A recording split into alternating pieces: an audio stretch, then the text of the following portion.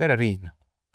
Me räägime sinuga täna kui infosüsteemide analüüsi ja kavandamise õppekava vilistlasega ja sinu puhul juba etteruttavalt minu arust on väga põnev asjaolu selles, et sa tegid enne õpingut täiesti teistsugust tööd, kui sa teed täna, ehk siis sa tegid oma elus korraliku pivoti pärast õppekava. Räägi meile, Riin, kõigepealt alustuseks, kus sa ennem töötasid, mis sa ennem tegid, mis see sinu valdkond oli? Tere! Mina töötasin siis varem turunduses, et mul on esimene elu on turunduses. Õppisin seda, töötasin selles valdkonnas. Sul oli turunduse magister all, Yeah. kus sa tulid õpandama teist magistrit. Infosüsteemid. Miks? No mul on tegelikult olnud kogu aeg huvi IT-valdkonna vastu, aga kuna ma tegin nagu nooruses valikut turunduse kasuks, siis tundus, et elu lähebki niimoodi ja mulle see töö väga meeldis. Mulle mu juht meeldis, osakond meeldis, et selles mõttes kõik nagu meeldis. See oli kõik hästi. Jah, Ja ometi. aga mul oli huvi kogu aeg olemas ja siis üks hea kolleeg kohvinurgas tegelikult rääkis mulle sellest erialast, sest et tema õppis seal. Ja ta ütleski, et see on väga hea eriala, kus saada küllaltki laiapõhjaline selline IT-haridus. Ja siis ma lasin sellel mõttel pisut idaneda ja kui oli sisseastumisaeg, siis ma mõtlesin, et ma proovin, et mul ei ole kaotada midagi. Ma isegi ei rääkinud sellest enne kellelegi, kui ma sisse sain. Ja siis, kui tuli see sissesaamisuudis, siis sain aru, et nüüd toibki õppima minna. Mis olid sinu suurimad hirmud selle õppima asumisega seoses? Ma ei kujuta ette, kas tehnoloogia muidugi ümbritseb meid igal pool. Ma arvan, et kui keegi ütleb, et ta üldse tehnoloogiast midagi ei tea, siis see on võimatu, sest telefon juba ise on niivõrd kõrgtehnoloogiline seade, kus saab nii palju asju teha, aga sellest hoolimata inimesed kardavad tehnoloogiat, infotehnoloogia õppimine tundub alati niisugune keeruline. Mis hirmud sinul sellega seoses olid? Kas sul oli ka mingeid selliseid kohti, kus sa tundsid, et kas ma ikkagi saan hakkama näiteks? Ja see oligi kõige suurem hirm oligi, et kas ma saan hakkama, kuna mul puudus igasugune varasem IT-taust. Ma teadsingi ainult seda, et meil ettevõttes kasutatakse Scrummi, aga mis see Scrum on, polnud õrna aimugi, lihtsalt teadsin, et selline sõna on olemas ja teadsin, et mõnikord tehakse laive, siis öösel ja saab pitsat süüa. See oli nagu mu kogu teadmine sellest IT-maailmast sellel hetkel, et seetõttu mul oli päris suur hirm, et esiteks, kas ma saan üldse hakkama, et ma ise pean ennast suhteliselt nagu tehnikateadlikuks just pigem, aga ikkagi ma polnud kindel, kas ma päriselt saan hakkama. Ja siis see töö kõrvalt õppimine tundus alguses natuke hirmus. Jah. Et põhimõtteliselt hirm oligi, et kas ma üldse tulen toime ja kas mulle päriselt see ka võib-olla meeldib, et kuna mul puudus päris teadmine. Nüüd, kui sa käisid koolis ära, omandasid kõik need ained, mis edasi sai? Kuidas sinust sai selle valdkonna töötaja? Kui lihtne see samm sinu jaoks oli ja kui palju see haridus seda mõjutas? No mul tegelikult algselt ei olnud üldse plaani eriala vahetada, sest nagu ma ütlesin, siis mulle kõik väga meeldis, lihtsalt see tundus huvitav siuke silmaringi laiendamine võib-olla pigem, aga siis, kui ma olen lõpud ära kaitsnud, siis mu oma ettevõttes vabanes üks IT-analüütiku koht, siis ma mõtlesin, et kui ma seda nüüd ei tee, siis ma ilmselt ei tee kunagi ja võib-olla kahetsen ja siis ma kandideerisin sinna ja siis mind võetigi tööle ja siis ma pidingi eriala vahetama, mis oli tegelikult, ta oli ühelt poolt ka hirmus, sest et kuna ma olen üle 10 aasta turunduses töötanud, seal ma juba tundsin, et ma juba tean asju, siis IT oli täiesti uus. Aga kõik see ettevõte oli hästi toetav ja see haridus tuli kindlalt kasuks, sest et esiteks ma arvan, et ma ei oleks seda kohta saanudki, kui mul ei oleks tegelikult seda paberit tagataskus olnud.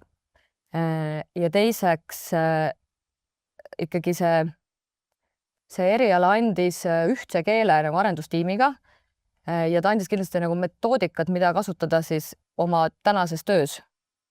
Et ma võin julgelt öelda, et ilma selle hariduseta ma kindlasti ei oleks täna siin, kus ma olen. Aga sind võeti hästi vastu selles mõttes, et see ei olnud niimoodi, et läksid sinna tööle ja nüüd on mingi noor roheline, ei tea mitte midagi, ei oska mitte midagi, üritab midagi siin teha, ma ei tea, hirmu läbikukkumise ees. Kuidas see nagu hariduse najalt ilma kogemuseta sellele valdkonnale sisenemine oli?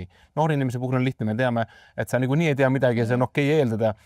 Mingid taseme puhul ikkagi on eeldus, et tal on kogemus, kust ta selle kogemus sai, see ei ole oluline, aga kõik eeldavad, et seal on suur kogemus ja sina läksid ilma igasuguse kogemuseta peale ülikooli hariduse, et kuidas oli ainult hariduse najalt üldse siseneda uuele valdkonnale, kui lihtne, kui raske, mis olid suurimad mured sellega seoses?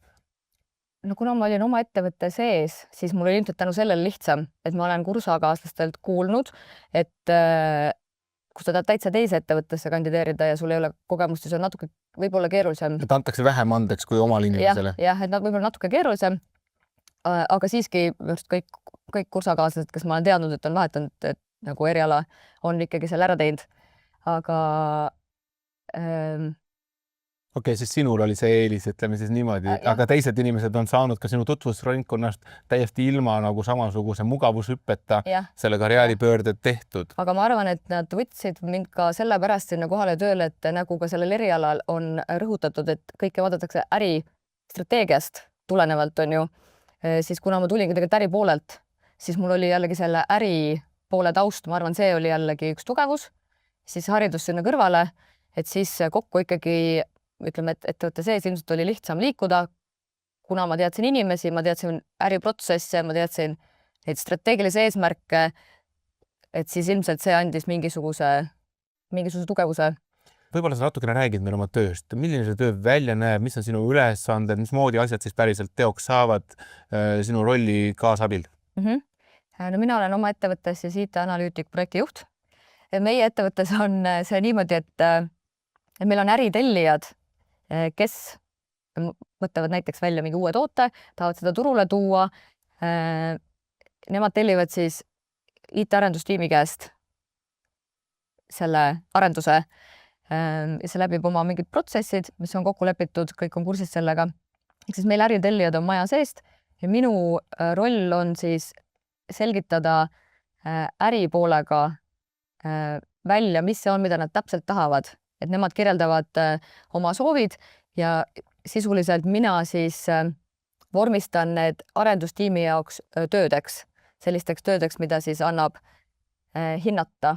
Kas ma saan õigesti aru, et tihtipeale on niimoodi, et kuskil on inimestel mingisugune idee, et ma tahan mingit sükest ümmargust asja, mis kuidagi veereb, eks ju, enam-vähem neil on mingisugune aimdus, aga need detailid, eks ju, et kui sile, kui ruuduline, kui milliste ustega, see tuleb kõik tegelikult välja selgitada just selle analüüsi käigus ja alles siis on mõtet arendaja juurde minna, et muidu arendajal ilma selle detailideta jällegi oleks selle ümmarguse jutuga midagi peale hakata, nii et sa pead mitte lihtsalt ära kuulama, vaid ka rikastama seda informatsiooni. Seda küll jah, et ma pean ka õigeid küsimused küsima ja kõik sellised nüansid nii-öelda välja selgitama, et mille peale võib-olla äri mõtlebki, et ma tahan sellist asja, siis minu roll on mõelda läbi, et mis kanalites saab liituda selle teenusega, kuidas see lõpetamine käib, kas seda saab muuta, kes saab muuta, mis õigused on. Et mõnikord nad teavad seda ise juba väga täpselt, mõnikord me selgitame need soovid koos välja. Inglise keeles üks väga tuntud väljend, et kui me otseselt tõlgiks, siis saatan peitub detailides. Et kuidas sa samastud sellega, et kui palju need detaile tegelikult sul on vaja taga otsida, et teha nagu asjast ikkagi sihukene asi, mis päriselt töötab, sest kõik teavad klassikalist ütlemist, et ideed ei maksa midagi, maksab see, kuidas need ideed ellu viiakse ja sinu roll selles elluviimises on ju kõige tähtsam.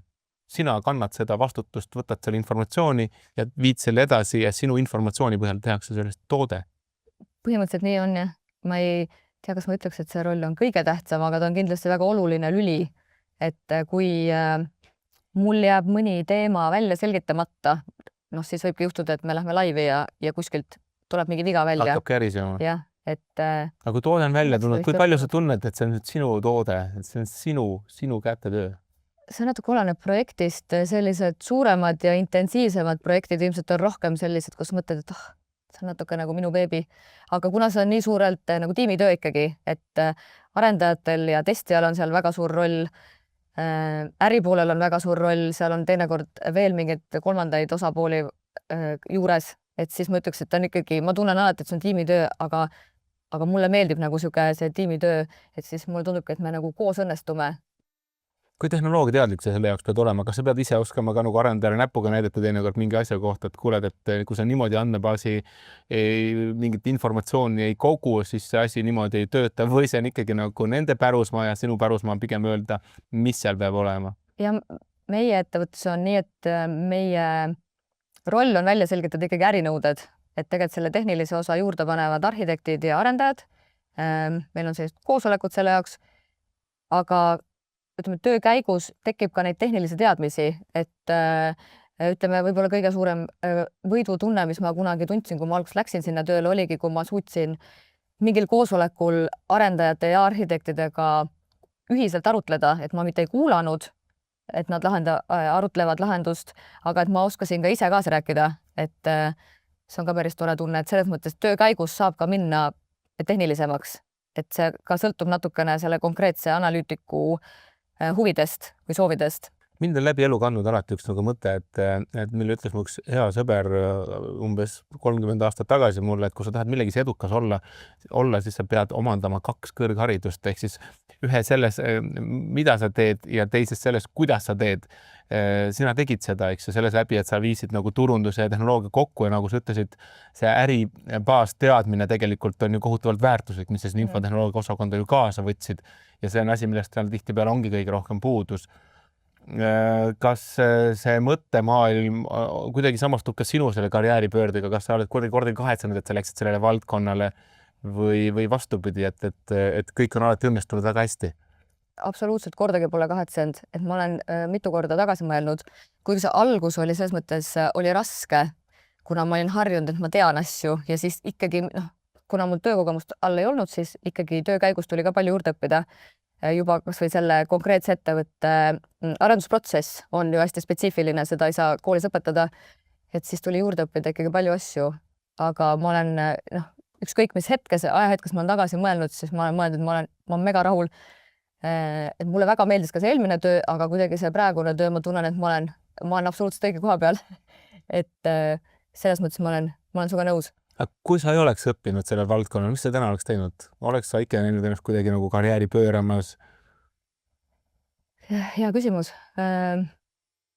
No ma olen selles mõttes ajas mõlgutanud mõtteid ka arendajaks õppimisest, aga ütleme, et see tundub suhteliselt keeruline, sest et seal on see bakalaureuse kraad vaja saada juba päeva õppes ja seda töö kõrvalt teha tundub keeruline.